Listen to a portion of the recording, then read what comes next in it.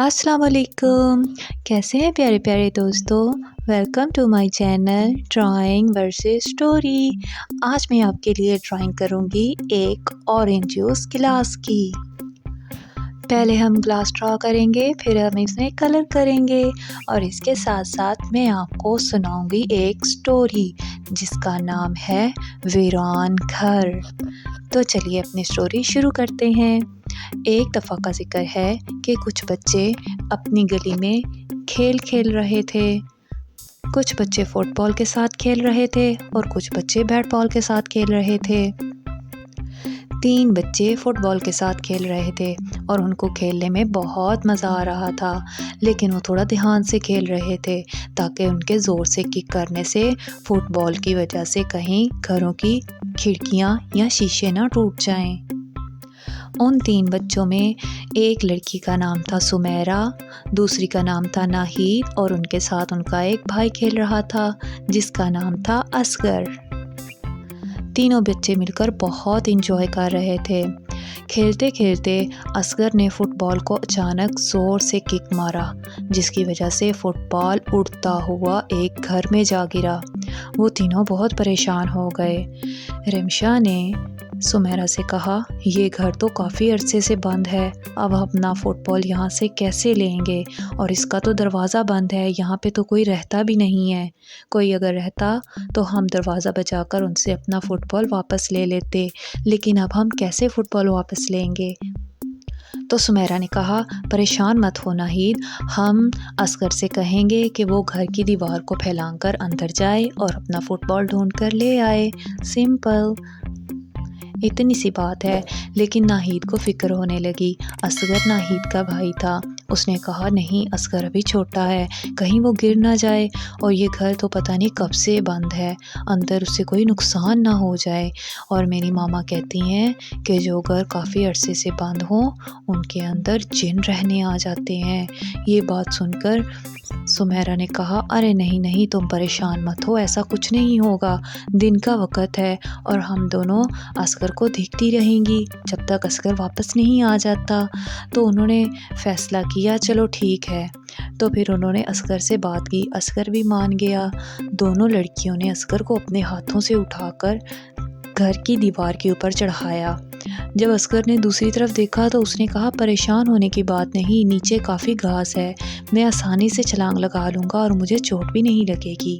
تو لڑکیوں نے کہا، چلو ٹھیک ہے اصغر، جلدی سے بال لے کر واپس آ جاؤ۔ اصغر نے نیچے چھلانگ لگائی اور وہ گھر میں ادھر ادھر دیکھنے لگا۔ گھر کی حالت بہت خراب تھی، گھر کا سارا سامان ٹوٹا ہوا تھا اور درخت اور پودے بھی بہت زیادہ بڑھ گئے تھے اور کافی خشک ہو گئے تھے کیونکہ وہاں ان کی دیکھ بھال کرنے والا تو کوئی تھا نہیں۔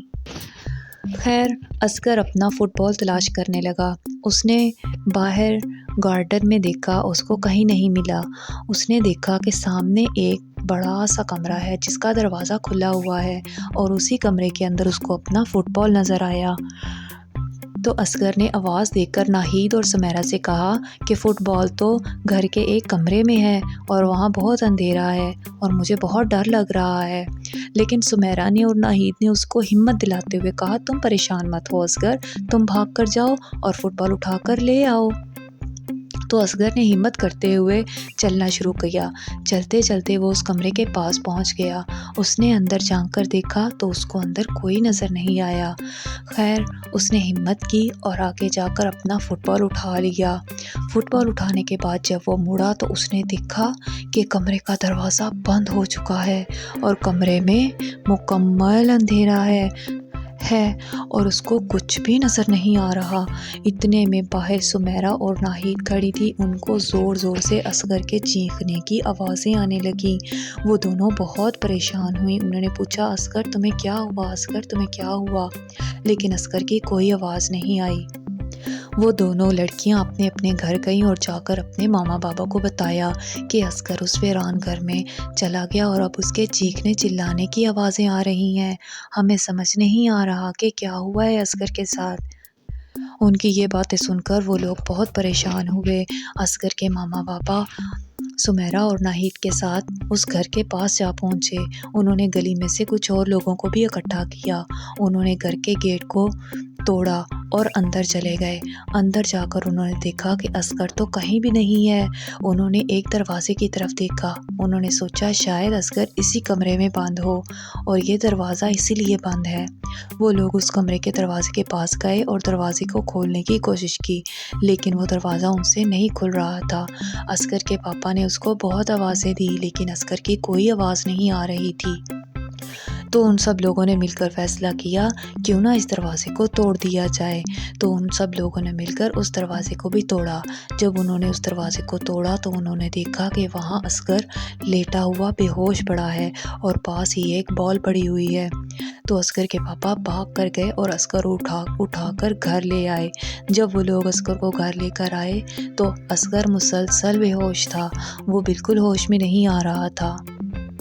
नाहिद और सुमेरा को उनके मामा पापा से बहुत डांट पड़ी कि उन्होंने असगर को क्यों उस घर में छलांग लगाने को कहा।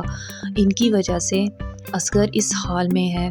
खैर, असगर के पापा उसको हॉस्पिटल लेकर गए।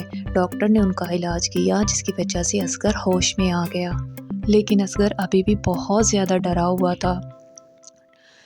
जब असगर की तबीयत कुछ संभली तो डॉक्टर ने कुछ मेडिसिन दी और कहा कि इसको घर ले जाएं, अब ये काफ़ी बेहतर है।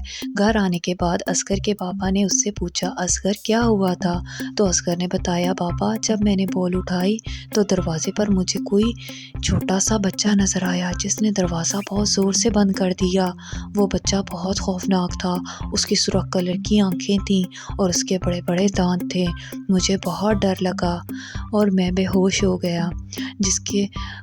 उसके बाद मैं जब होश में आया तो मेरी आंख हॉस्पिटल में खुली।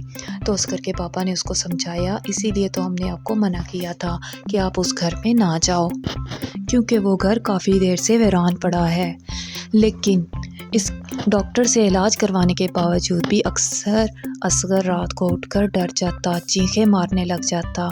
तो उसके पापा और मामा उसके पास आते, उस पर सूरत फातिहा और बहुत सी दूसरी सूरतें पढ़कर उस पर दम करते, जिसकी वजह से असगर को सुकून आता।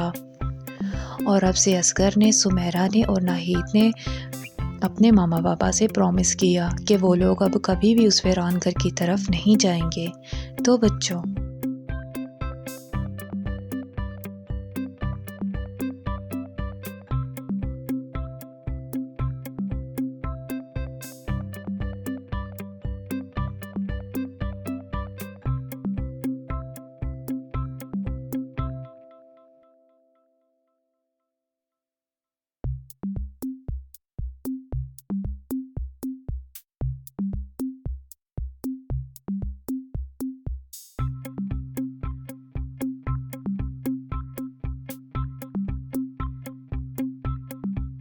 Wow!